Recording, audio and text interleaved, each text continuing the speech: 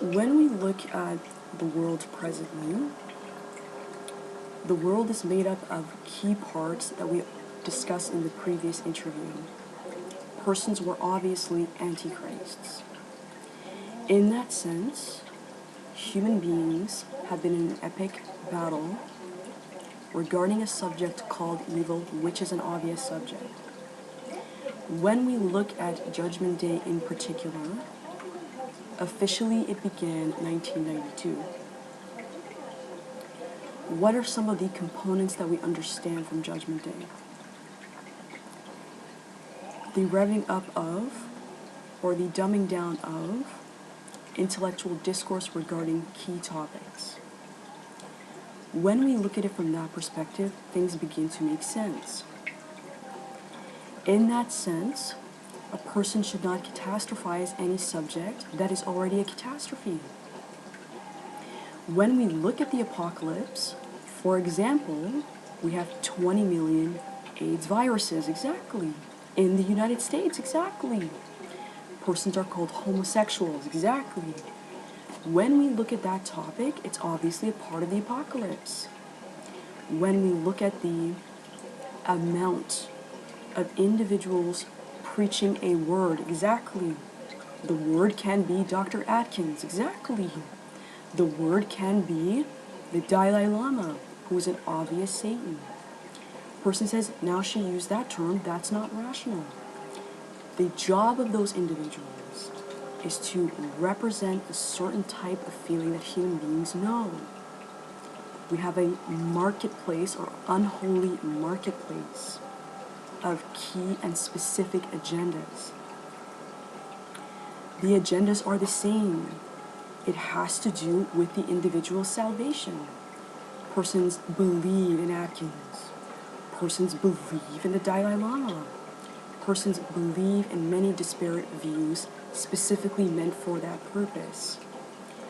When we look at why a topic is important, like the Dalai Lama, the person is an expression of something very specific.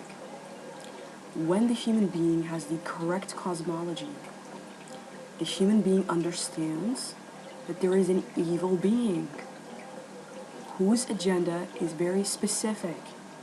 It is a being that is guaranteed annihilation. Its objective, because of that, is to have as many people follow him in that absolutely catastrophic end, or catastrophic end. People's obsession with verbiage, exactly. She said this, she started here, exactly. Person's obsession with people's flaws. The increase of a superficial society. In particular, the advent of something called the silica being. These are heavy topics. We will talk about them. When we look at anything in particular, though, there's a being out there that is guaranteed annihilation. Why do we care about its feelings? Its reasons for being guaranteed annihilation? It's because it's an evil being. It made erroneous choices. That's not our business. The proof in the pudding is that the being exists. It has a clear objective. It is not our business to talk about topics that are evident as if they are not.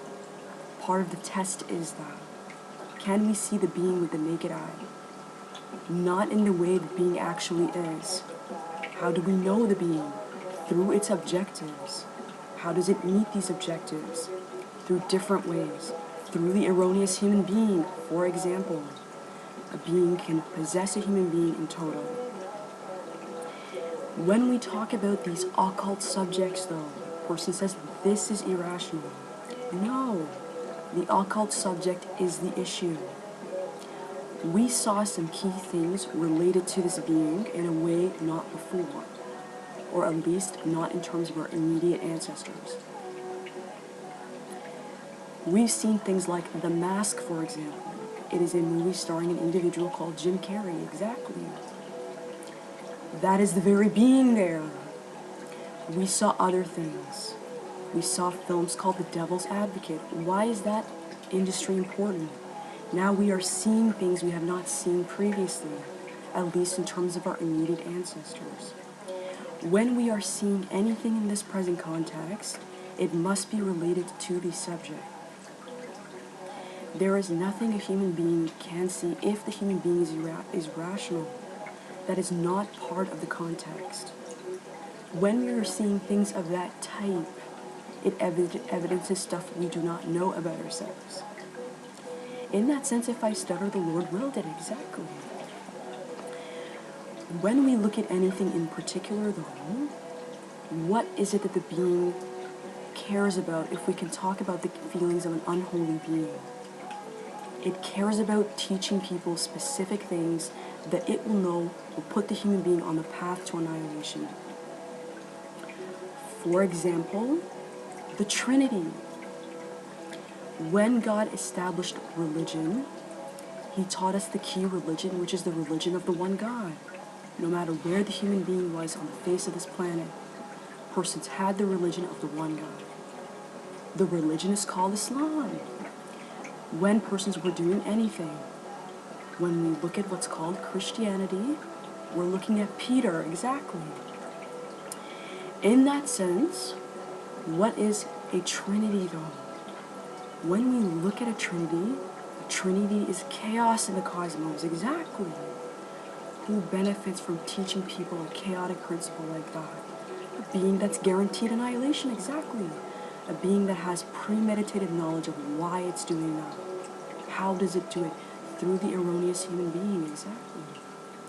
At some point, though, certain people are obvious, exactly.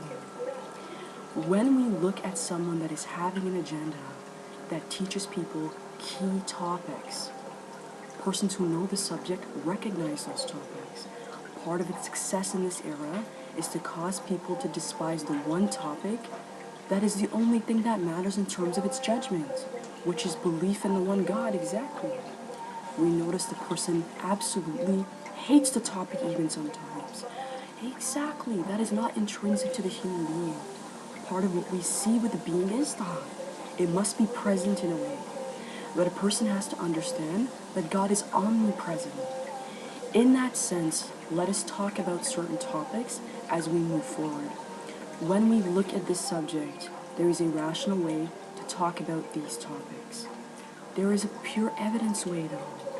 When we look at the human being, its hatred for religion makes no sense. Its hatred for very key and specific topics even make no sense. So in that sense, we'll talk about it.